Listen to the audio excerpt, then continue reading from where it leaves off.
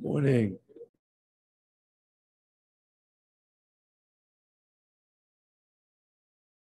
Good morning. How you doing? I'm doing okay. You sound a little rough today. Yeah, I'm recovering from the flu actually. Yeah, that's no fun. Mhm.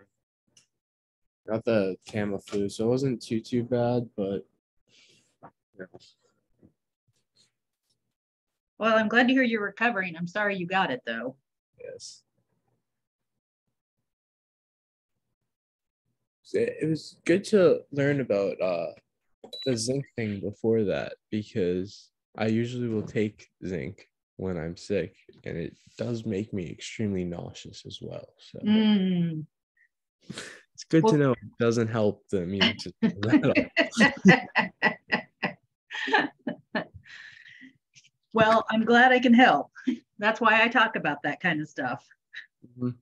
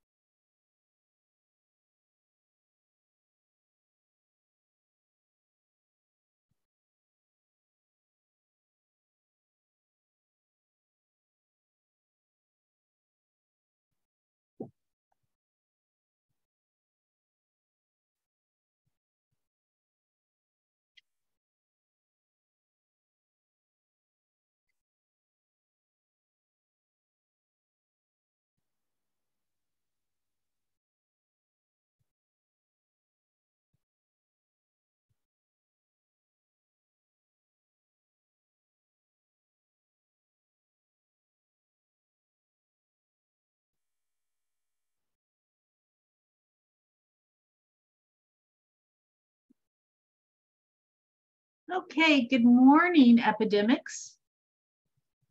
I hope you guys are doing okay today. Want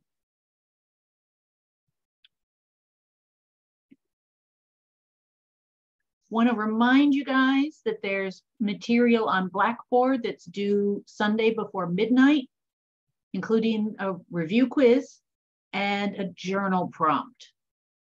Some of the stuff on that is going to be material that we covered today. So if you looked at it and you don't understand a question, we should get to that material today.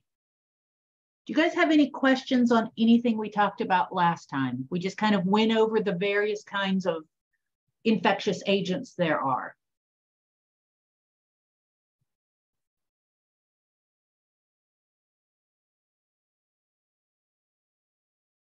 Okay, in that case, we're starting our first disease. So we're going to talk for a couple of sessions on HIV/AIDS. So we will be talking about sex. We will be talking about racism issues.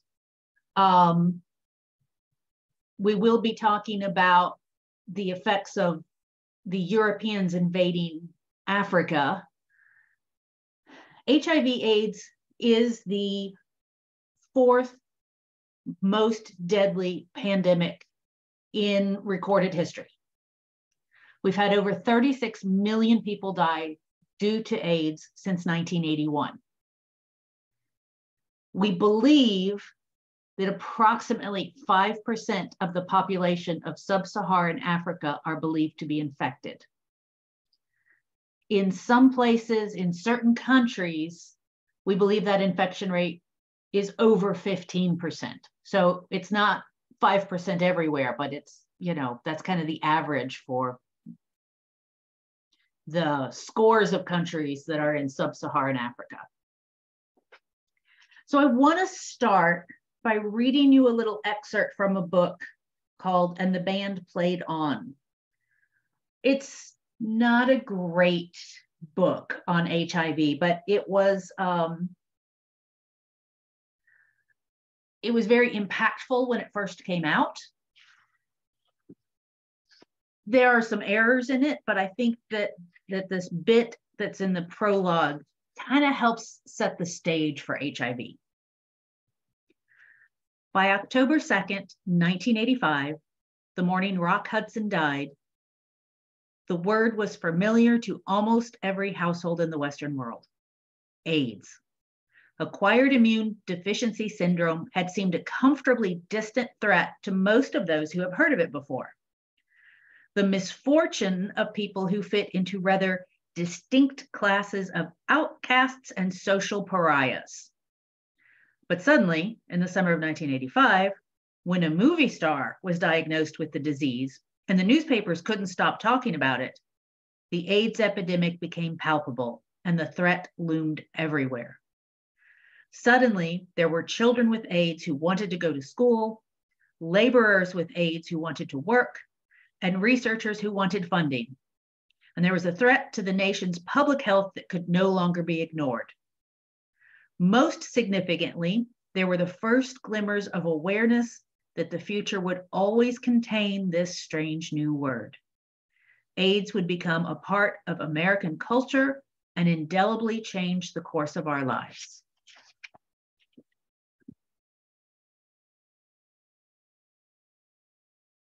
Before we can get started on a discussion of AIDS, because it is primarily a sexually transmitted infection, we have to define some terminology. When we talk about the sexes, society generally defines that into male and female.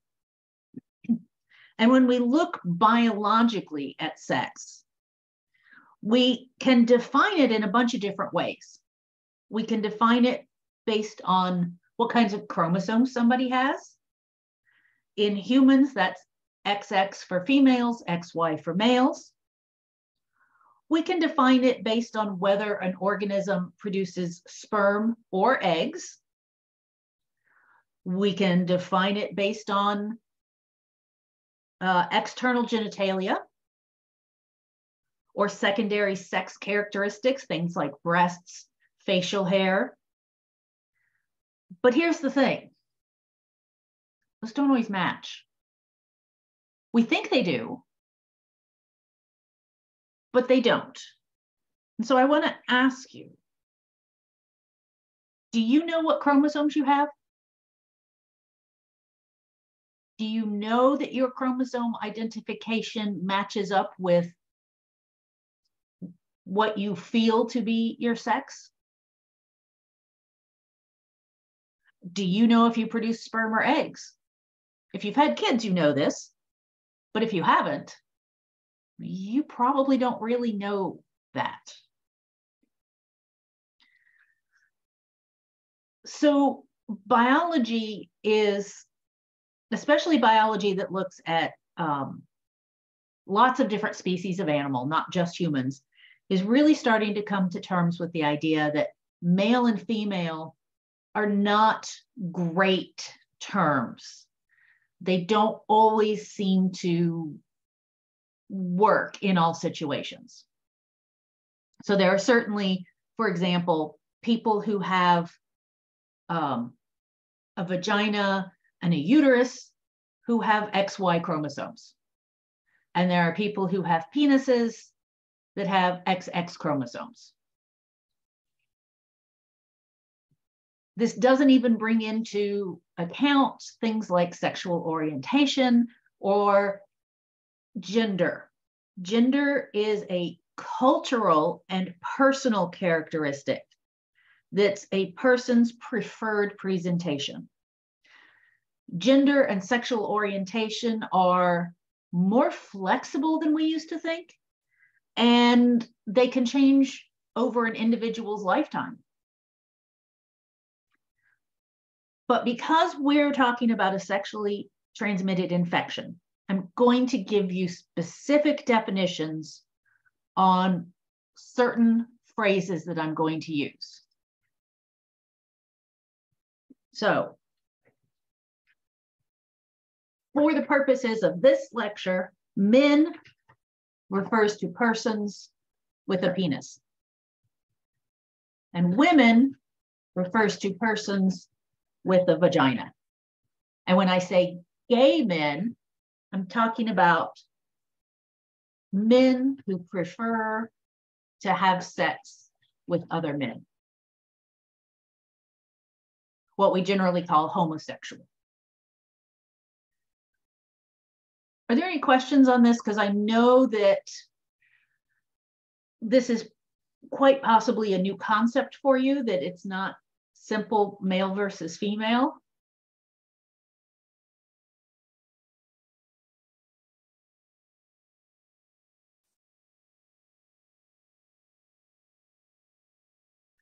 Okay, we're going to be quiet again today. All right, that's fine.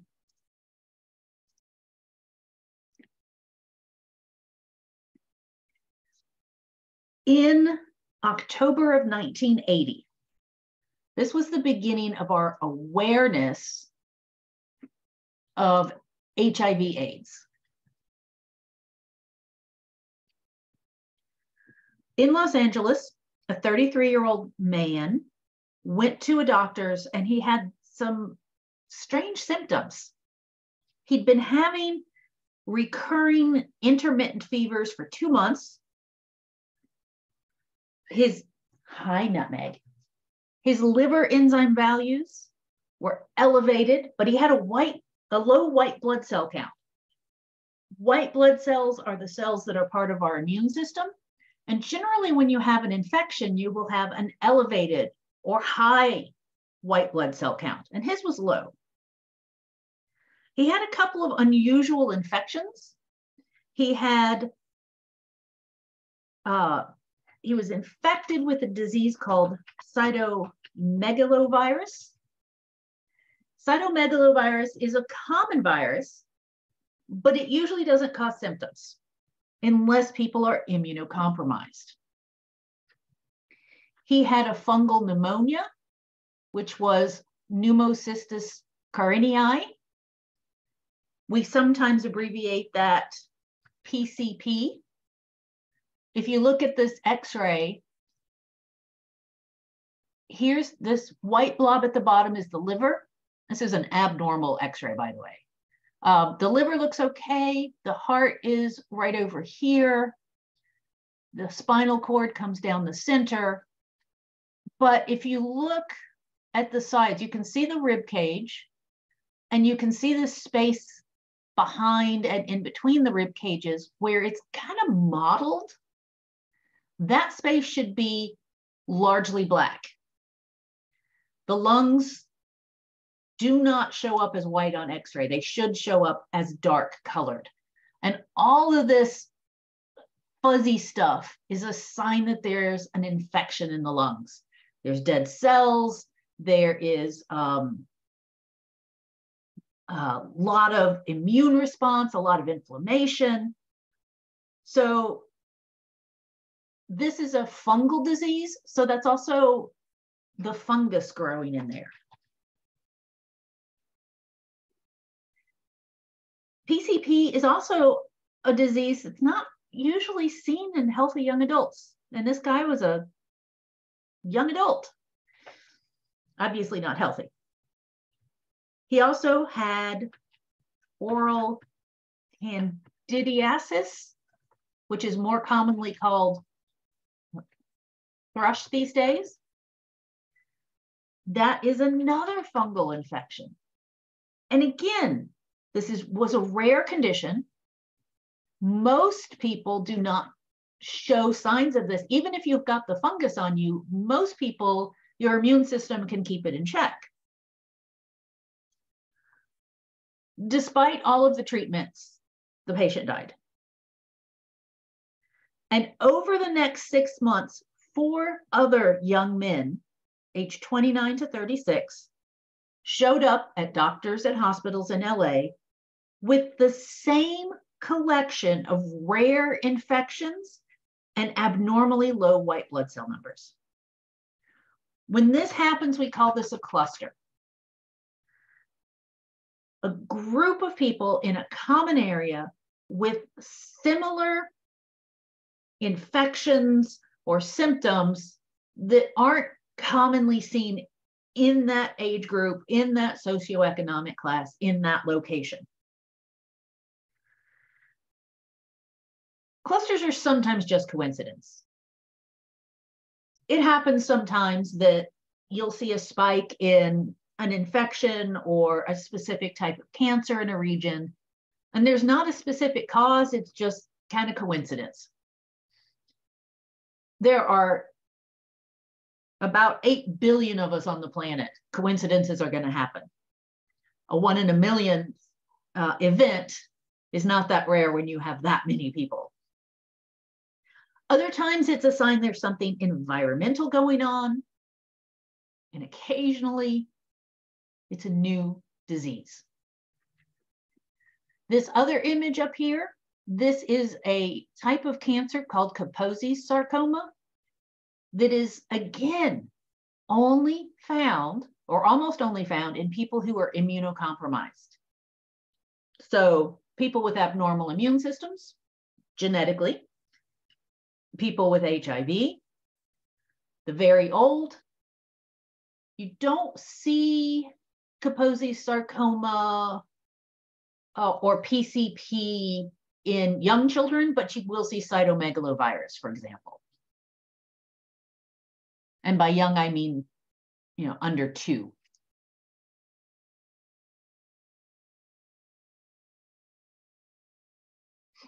So HIV, where is my textbooks? It's also known as human immunodeficiency virus. It tells you right there what it is. It's a human-specific disease that causes problems with the immune system. And AIDS is acquired immunodeficiency syndrome. So a syndrome has a specific meaning in medicine. It means that we don't know the cause. We don't know the cause, but it's a common set of symptoms so it's a common set of symptoms with an unknown cause or causes. We don't even know if it's one cause or if it's multiple things that cause the same set of symptoms. So when we first named it AIDS, we didn't know the cause. So we called it a syndrome, and it's just kind of stuck. We now know what it's caused by. What it does to us is it destroys the immune system. I think I've said that a couple of times. We say people are HIV positive when they are infected. So you can have the virus without symptoms. And we say people have AIDS only when, I'm going to put if here because there's a couple of exciting things that have come about since this whole pandemic started. Only when or if their white blood cell count falls low enough that they are immunocompromised.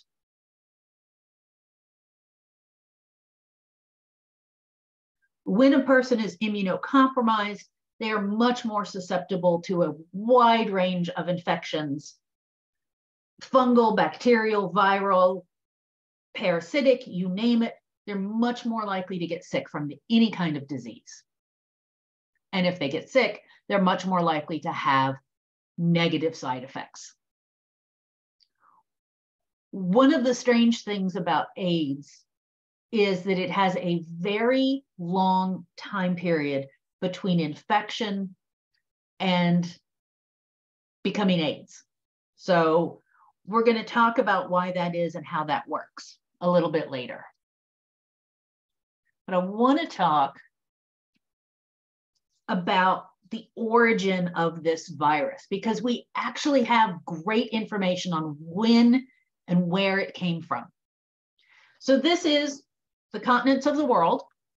It's a slightly different image than we tend to usually look at. I like it because the different continents and the countries are the same size that they are in real life. So usually on maps of the world, Africa does not look this big. This is an accurate representation of how big Africa is. We're going to talk a lot about Africa. I'm talking about the continent, but remember, it's huge and it does have, scores of countries. Score is equal to 20. It has lots and lots of different countries in it and lots of different diversity. But we do know that HIV originated in Africa. And we know that it came from a disease called SIV-CPZ. SIV is simian immunodeficiency virus. CPZ stands for chimpanzees.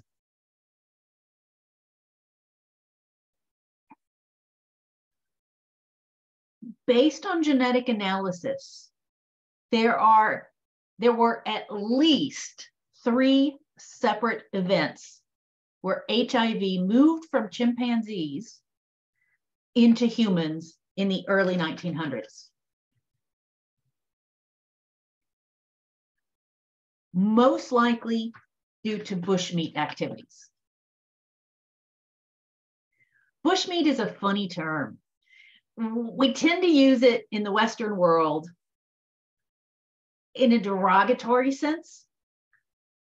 Those poor people over there, they're hunting wild animals and eating them. I don't know if you know this, but people do that in the US. Well, we just call it hunting. So bushmeat activities is hunting. There were probably several crossover events where the chimpanzee simian immunodeficiency virus moved into humans, but the social conditions were not there for it to become established in people. There is a second disease we're not really going to be talking about called HIV-2. It's another human immunodeficiency virus. It is significantly less common. It is significantly less virulent. So virulent refers to its ability to cause symptoms. So when I say less common, it's less than 1% of all HIV infections. And it came not from chimpanzees, but from another primate called the sooty mangabey. But like I said, we're not really going to spend our time talking about this one because it is so uncommon compared to HIV-1.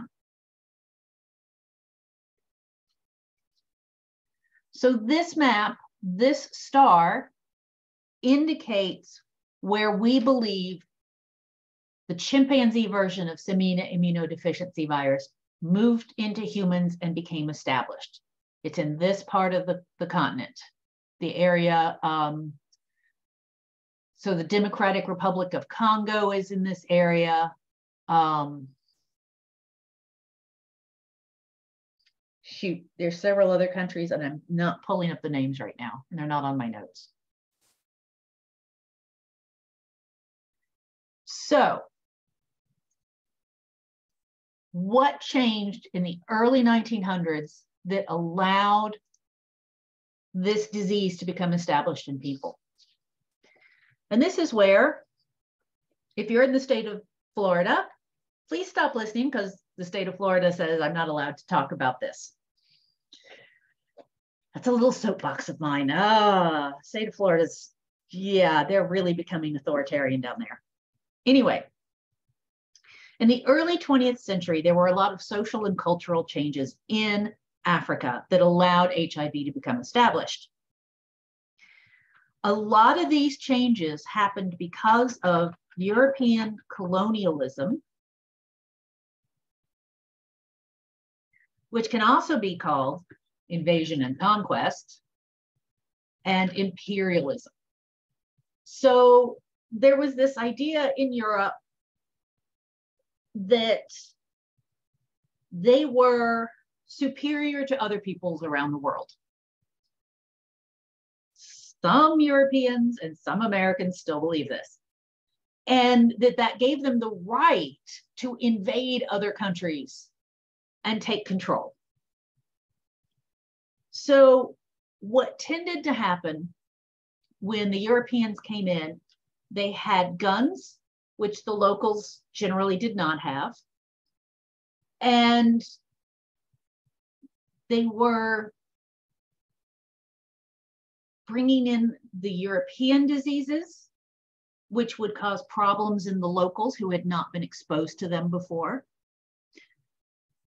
And the combination of these things led to the ability of the Europeans to make these social and cultural changes, one of which was large cities being formed.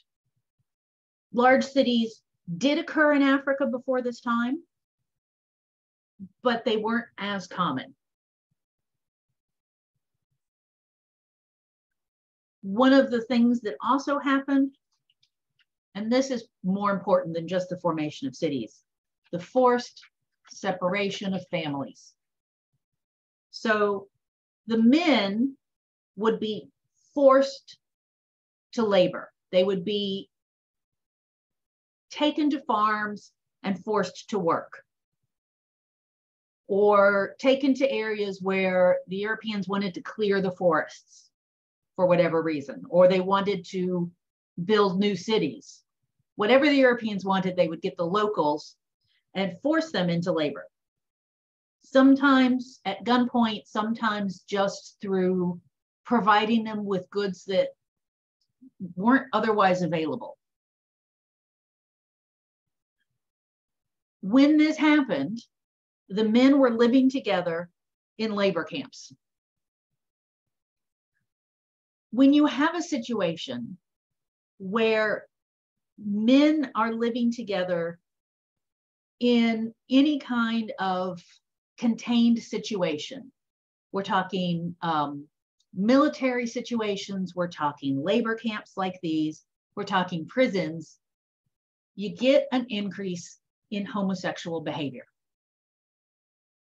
People want to have sex, and they're going to have sex.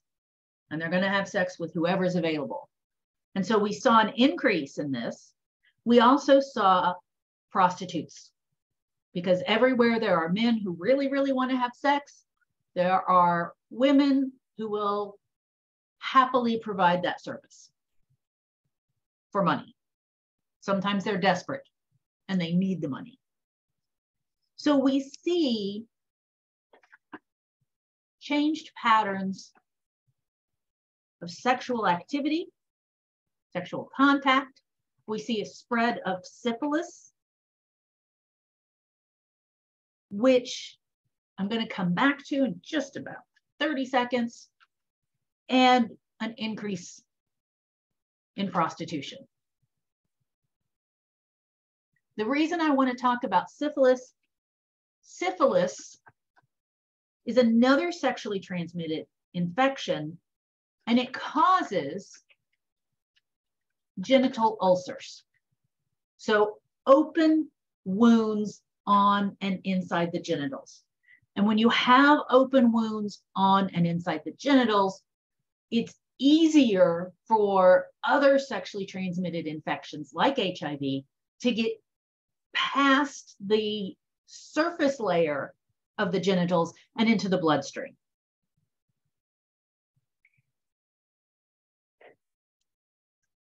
While the men were working in labor camp, the women were worked in domestic situations. So they were working as maids, cooks, that sort of thing.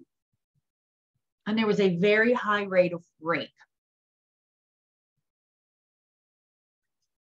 Both anal sex and rape increase the risk of transmission of HIV. These happen because they have a higher rate of tissue damage. In modern day situations, we have lubricants that help reduce the risk of tissue damage with anal sex, but that wasn't always the case. So we've got prostitution. Anytime you have one person having sex with a lot of different people, it's more likely that they're going to be exposed to sexually transmitted infections and be capable of spreading them. Anytime you have anal sex, syphilis, and rape, you've got tissue damage. It makes it easier for the HIV virus to get into people. Okay, so that's all unpleasant to think about. There's another weird thing, though, that was going on at the same time. Vaccination campaigns. So at this time, we had a vaccine for smallpox. Smallpox was a very deadly disease that, as we're going to see when we get to talking about it, was another one of the big major pandemics. And I think it's killed more people than HIV, but I'd have to double check that. But they developed a vaccine pretty early. So we were trying to vaccinate people. Well, that's a good thing. The problem is they reused the needles. So you give the vaccine to one person who has HIV, the virus gets in the needle, and then you inject that into the next person, and quite possibly the next couple of people. So that's not good. We had a few antibiotics. Great, antibiotics are great. But unfortunately, they used the same needles over again because the way we administered antibiotics at this time was by injection. Now, the probability of any transmission is pretty low when we talk about using needles over and over again. Needles. But if you have a probability of transmission less than 2%, well, when you're doing thousands of people, that's starting to get some pretty significant numbers of people getting HIV.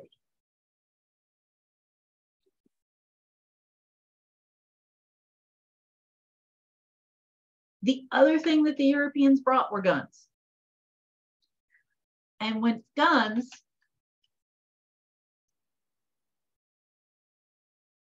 the rate and success of hunting increased. It made it easier to kill things like chimpanzees for food. That makes it more likely that the simian immunodeficiency virus that was in the chimpanzees could move into people. And it would move into people through butchering.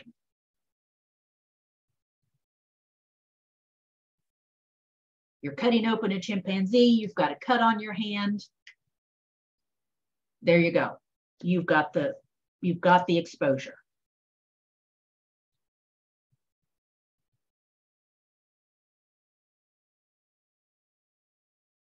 By the 1920s, HIV was probably circulating and well established in Kinshasa, which is the spell that right? Yeah, which is the capital of what's now the Democratic Republic of Congo.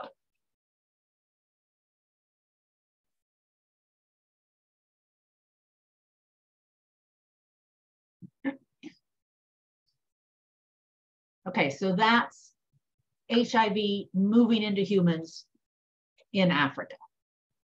Any questions on this? Sorry. All right, thank you. So you said that smallpox, right, may have killed more people than HIV. Smallpox, right? I think that's correct, but I would have to double check it. I know I actually just looked it up. Yeah, and it said that smallpox has killed an estimated 300 million people. Well, HIV, I think it was like 30 or to 50 million. Yeah, let me look back at that. Yeah. The last time I looked up the numbers, it was 36 million. So yeah, smallpox has killed a lot more people than AIDS. Good, thanks for looking that up. Who's next? And my question was, you said that a lot of the people in sub-Saharan Africa died because of viruses brought in from the European settlers? Or, yes. Yeah. Wouldn't that also go the same way? Wouldn't those settlers also be really, what's the word I'm looking for? Yes. Yes, I know exactly what you're saying. And I'm gonna make 2 points to you right now. One, yes, it happened.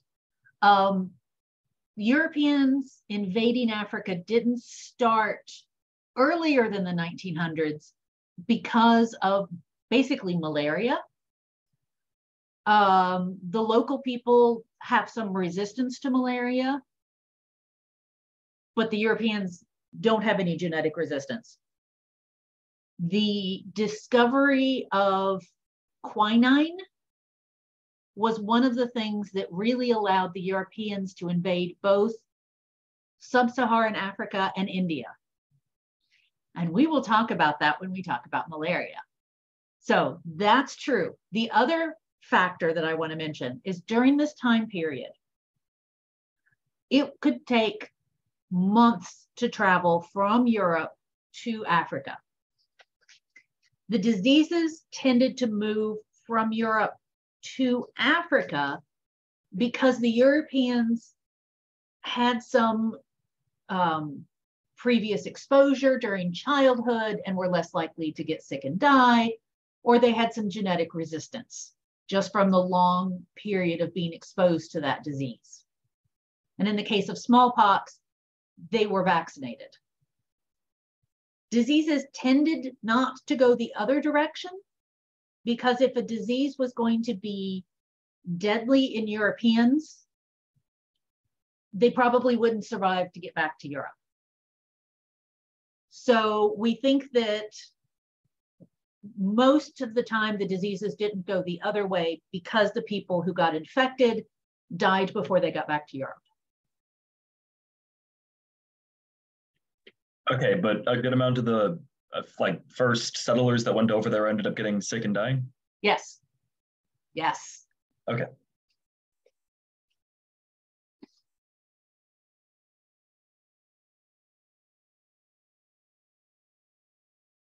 Good questions, guys. Okay, HIV in the US.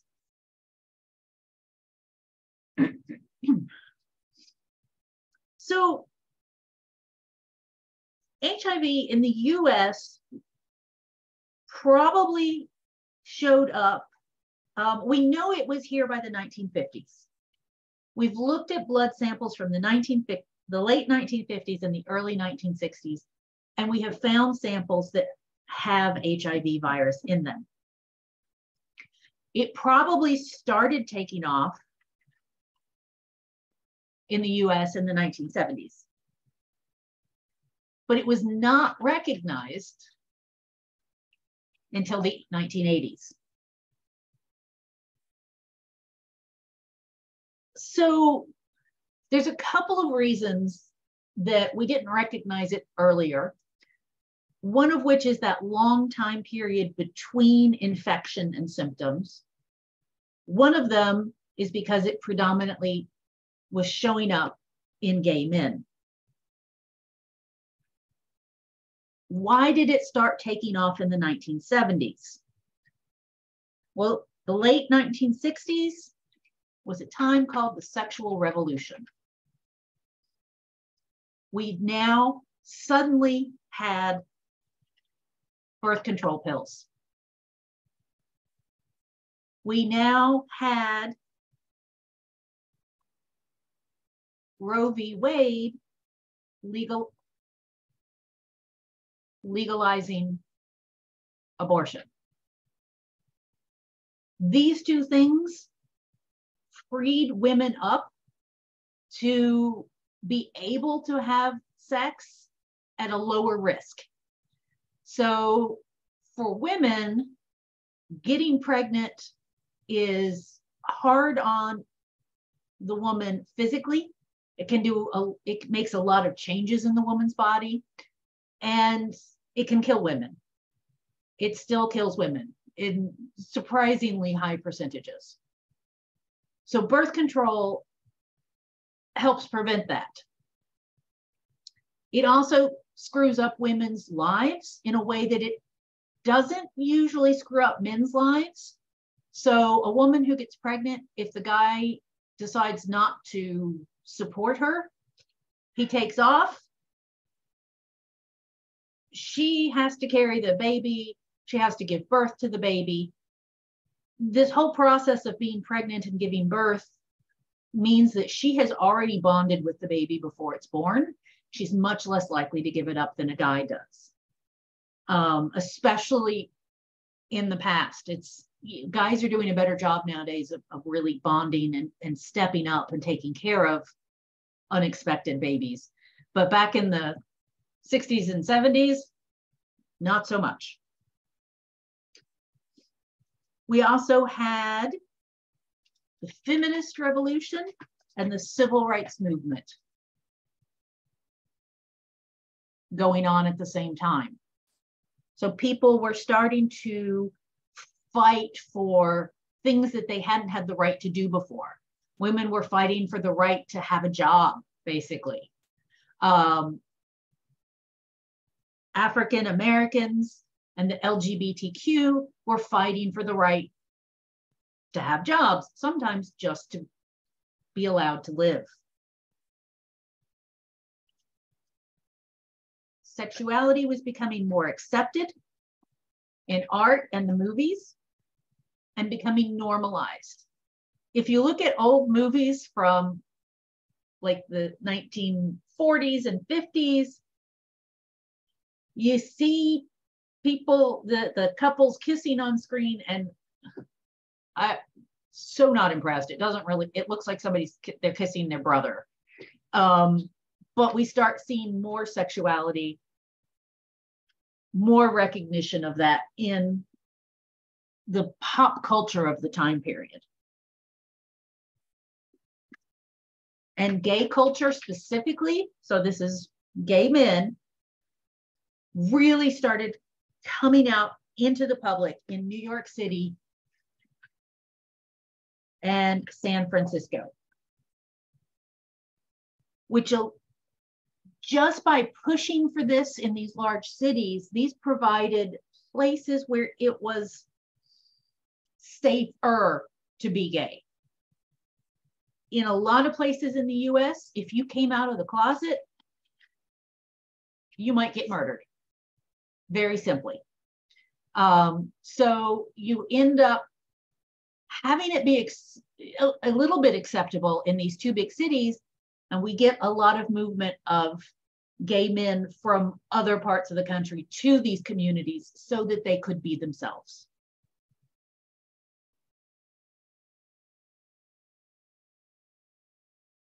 Okay, so now we're going back to this map.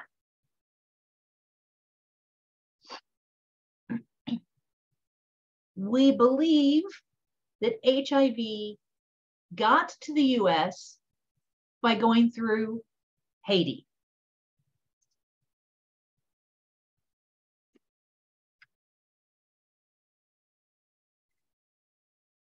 The Congo gained independence from Belgium in 1960. What happened as a result of gaining independence is many of the Haitians moved to the Congo and took jobs in the Congo.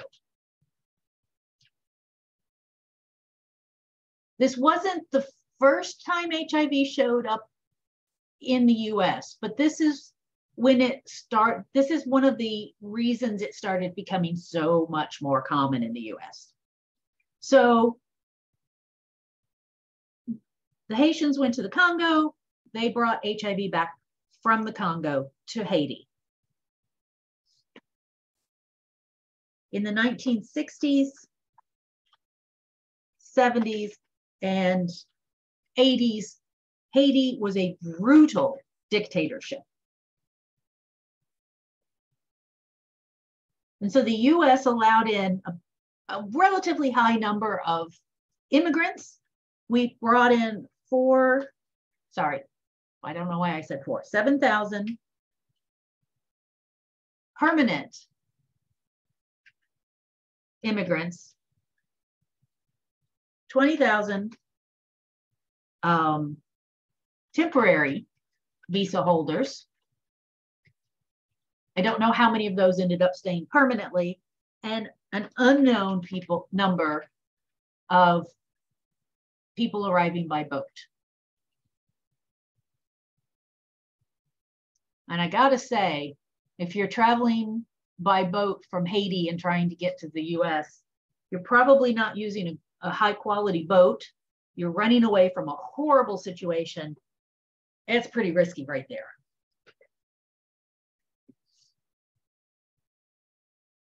So we think that these people coming in from Haiti brought HIV in larger numbers to the US. And especially the immigrants who didn't come in through legal channels,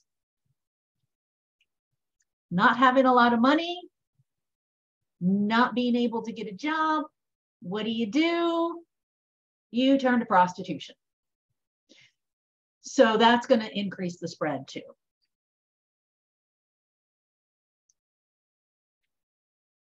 So in the early 1980s,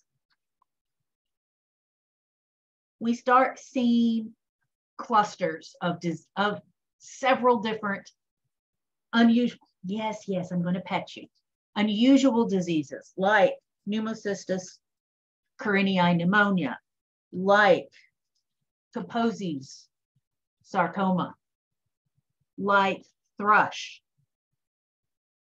And we were seeing this in LA, we were seeing this in San Francisco, we were seeing this in New York City.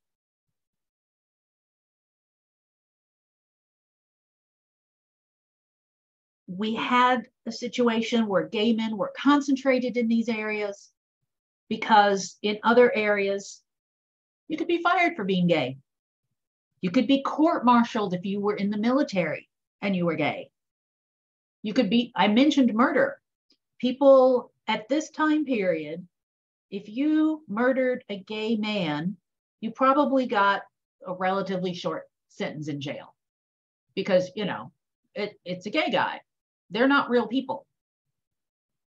This level of discrimination is something we will see over and over and over again in different epidemics. All right.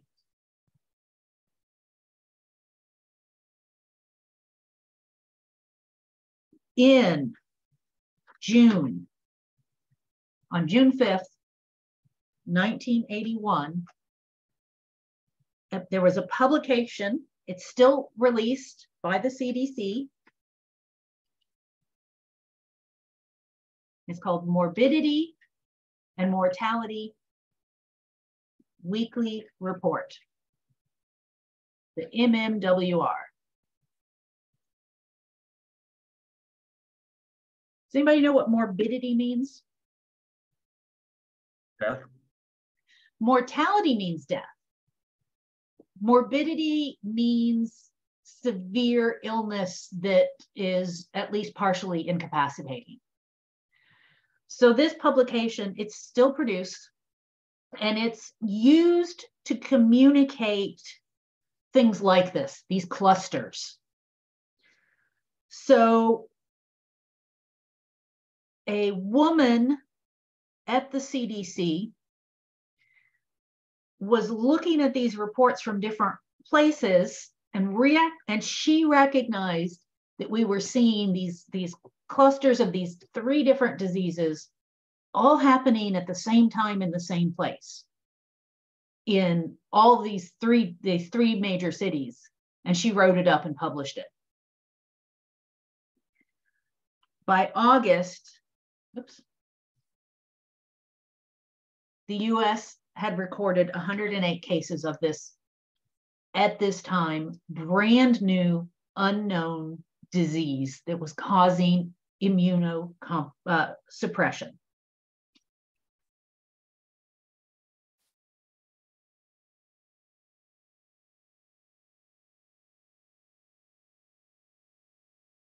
Now, it didn't show up until the early 80s, even though it was probably widespread through most of the 1970s, because of that lag time, the time between infection and symptoms. So at first, the idea was that AIDS was related to something called poppers. These were also known as nitrite inhalants. And these were nitrite chemicals that people would inhale. These relax the involuntary smooth muscles, including in the throat and anus. So they were used to improve oral and anal sex. If you have a bad gag reflex, you inhale nitrite, your gag reflex is going to be suppressed. Also increases heart rate and blood flow, which means you feel kind of excited. Increased blood flow increases the ability to get an erection. It also causes a high. So people feel good. And this became popular in gay culture, in discos, and on the rave scene. It was relatively safe. And it was relatively short-lived. So you could inhale this popper and it wasn't that dangerous. And you would recover pretty quickly and you would, sober up. But it didn't take long before it became obvious that that was not the cause of AIDS. It became obvious, though, that it was infectious, meaning it was spreading between mostly gay men. And in fact, it was originally called gay-related immune disease. Thank goodness that name didn't stick.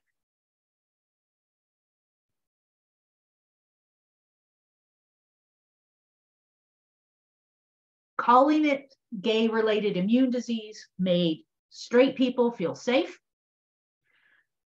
and it affected funding.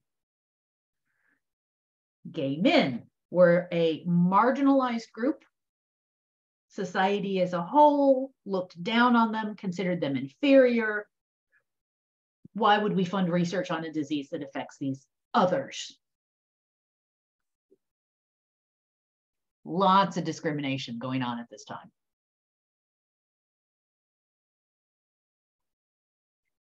So,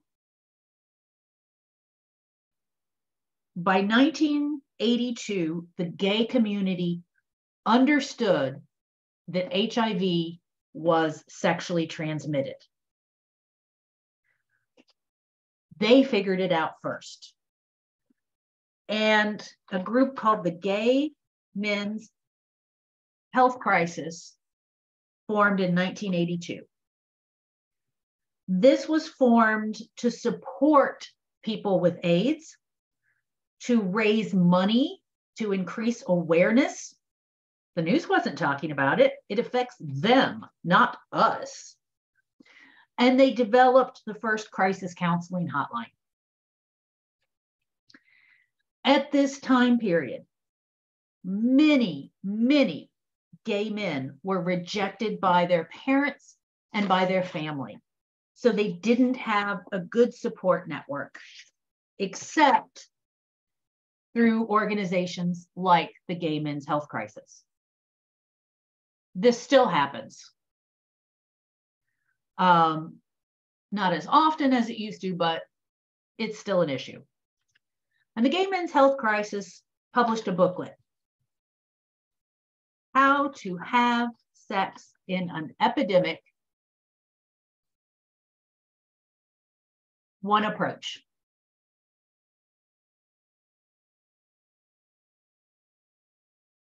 This was the earliest call for safe sex and condom use among gay men in particular.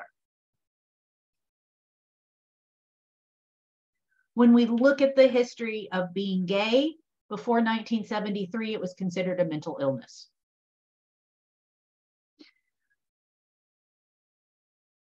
It was replaced with sexual orientation disturbance until 1994, when it was finally replaced by a disorder defined based on the person's distress over their orientation. So now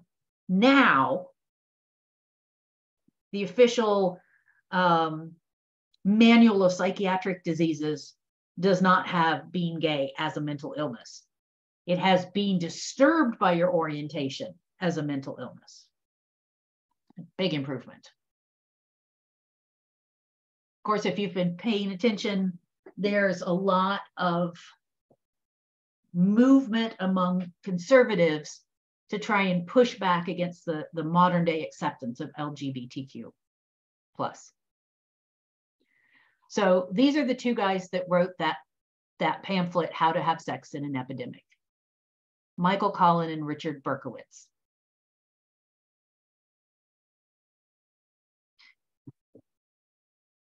In 1942, homosexuality was an excludable characteristic for military service.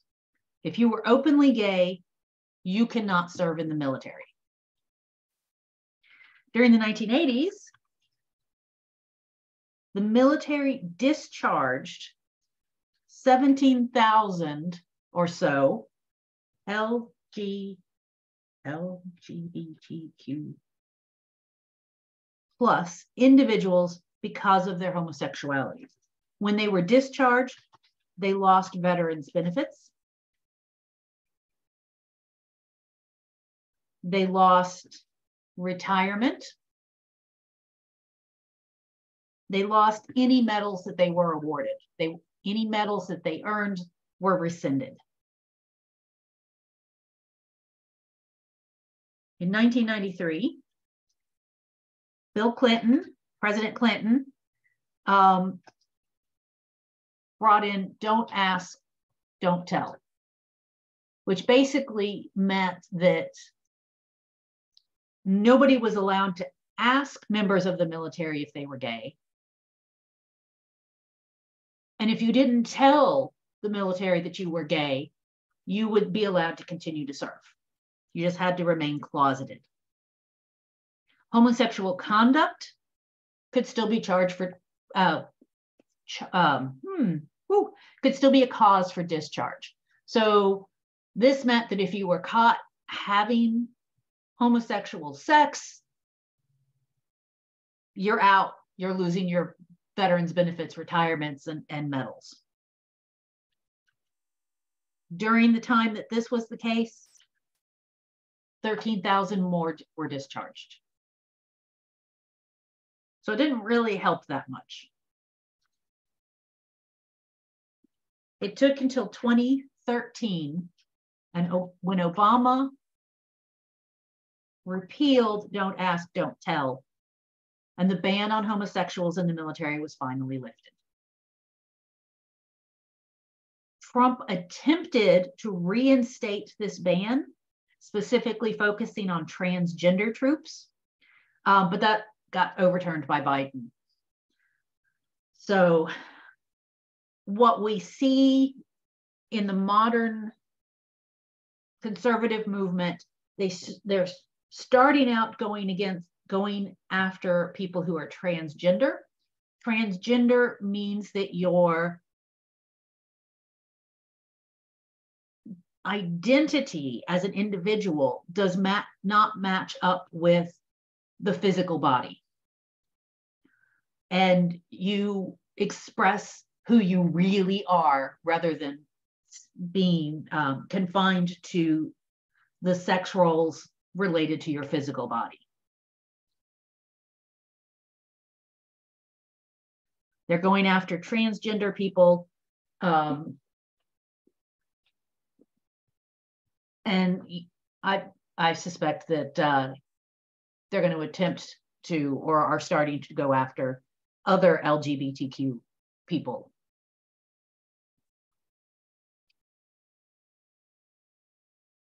Early 1980s, politics.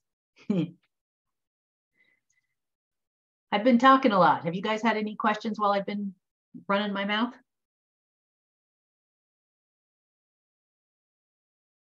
I've got one. Mm-hmm. Go ahead.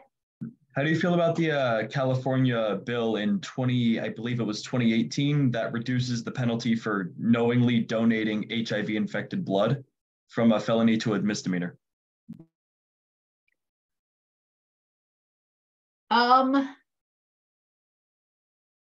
If it is knowingly donating, if that's what the law says is knowingly donating, I don't like that. I think that if you know you have HIV, you should refrain from donating blood because you can make somebody very sick. I don't think that gay men who donate blood, or anybody who donates blood and doesn't know they are HIV positive, I don't think they should be found legally at fault. And okay, because this is in the same bill that California Governor Jerry Brown signed, which reduces penalties for knowingly exposing someone to HIV. Yeah, I've got very mixed feelings about that. Because again, I don't think you should knowingly expose someone to HIV, but you also shouldn't knowingly expose anybody to gonorrhea or syphilis or herpes without telling them that you might give them herpes, But I think that the idea was reducing stigma, and I support reducing stigma. So I have mixed feelings on that one. What are your feelings on it? Well, I think if you don't want people to transmit HIV to somebody and not have to actually inform them that you're HIV positive, I think you should be punished. Yeah, there should definitely be a punishment. I don't know about the shifting it from felony to misdemeanor. That's still a punishment. It's not as severe a punishment.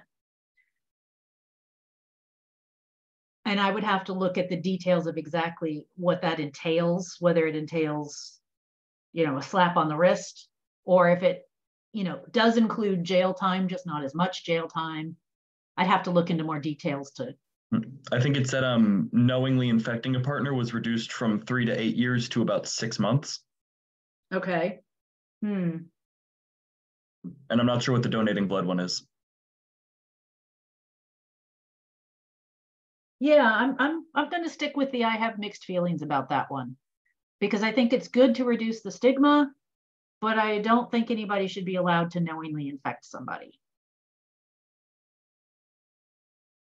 Okay. I know that's not a nice, neat little opinion in a box, but it's not always black and white.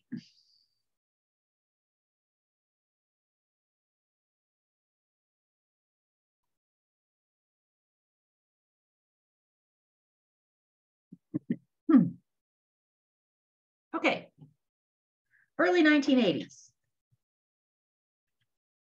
Politics. So in the early 1980s, politicians were actively lobbying against funding for AIDS research. They referred to gay men as godless sinners who deserved to be punished. And I want to compare the situation for HIV and a disease that took place in the 1976, which was an outbreak of Legionnaire's disease. Legionnaire's disease, the outbreak in 1976 infected 182 and killed 29 mostly straight, older male military veterans. It was a one-time thing. Once the outbreak was over, it was over. In the early 80s,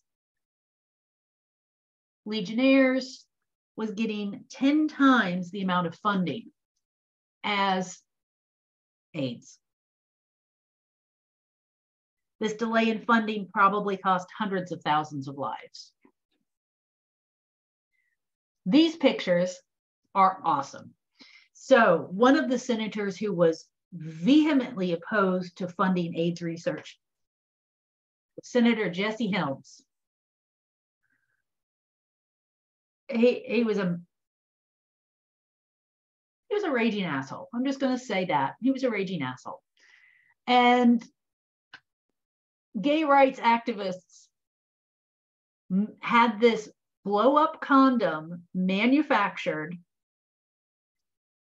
blew it up, inflated it in the front yard of Jesse Helms' house in North Carolina.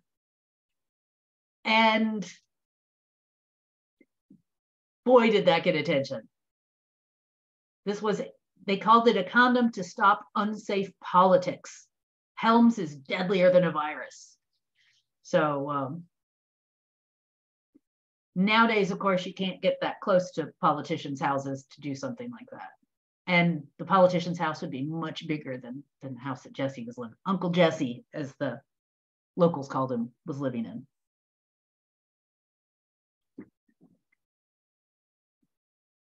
(1982) was the last year less than 1,000 confirmed cases were diagnosed.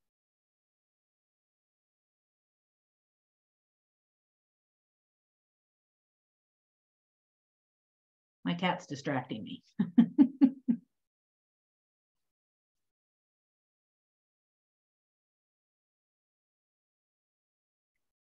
Okay. So I'm still talking about stigma. In the US, homosexual acts were illegal until 2003. Police could, it was considered that homosexuality was a threat to the American way of life. There was a Supreme Court in 2003 against the state of Texas that made homosexual acts legal. A few states legalized homosexuality as early as 1970, but many of them still had laws against anal sex. So you could be gay, you just couldn't have gay sex. Police would raid gay establishments. The Vice Squad would come in to enforce morality. I don't know about you. I don't want the government enforcing sexual morality, except in the case of, rape and pedophilia. They would sometimes entrap gay men, meaning that they would go and they would solicit sex from a gay man. They would have sex and then they'd arrest him. Punishment was usually public humiliation, could be loss of employment. In some places, it could be jail time. The federal government, until 2003, could legally purge gay people from having jobs.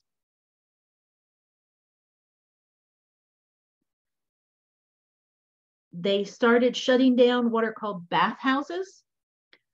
Well, bathhouses include places that have publicly accessible hot tubs and saunas. They meant a place for gay men and rarely lesbians to go and have sex. There was no law that said that these establishments couldn't exist, but the vice squads would shut them down anyway. This was supported by the CDC, the idea being that this would reduce the spread of AIDS. And gay people were not allowed to migrate to the US, to immigrate to the US. In fact, if you were known to be HIV positive, you couldn't even enter the US until 2009. This is for having a disease.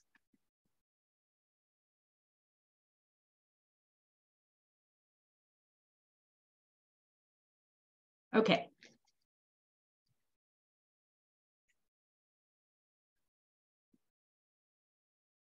The last thing I want to talk about today is blood donations. It was brought up just a minute ago. Up until there's a proposed change that was announced literally January 27th. On January 26th, men who have sex with another man in the past 12 months, or a woman who has had sex with a man who has had sex with another man in the past 12 months, were banned from donating blood, period. Their HIV status didn't matter. We can test blood for HIV. That was a complete ban.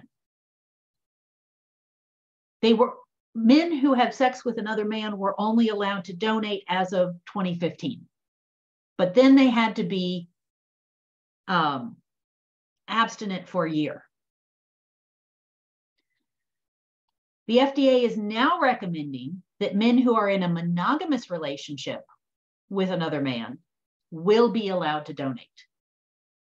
I don't know that this is going to be approved. I don't know that this is going to start being accepted. But there is a change potentially coming. Mind you, women who have sex with lots of different men in the past year are not prohibited from blood donations, even though they're kind of at equal risk nowadays for being HIV positive. So, this is definitely a discriminatory rule rather than a functional rule. It made sense at first when we couldn't identify HIV in blood donations, and when we thought that it was only being found in gay men.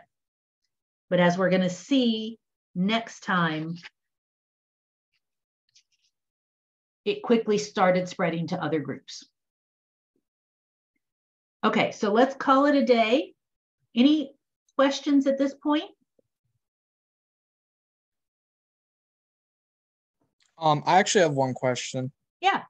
So HIV is predominantly, it's not HIV, the HIV itself that's killing people. It's the weakened immune system that's making them more susceptible to developing other diseases, right? Exactly, yes. All right.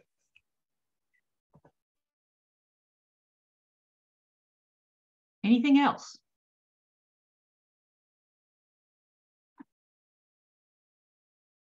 Okay, in that case, I'll wish you guys a good weekend, and I will see you on Tuesday. Thank you. Bye. Thank you. Thank you. Bye.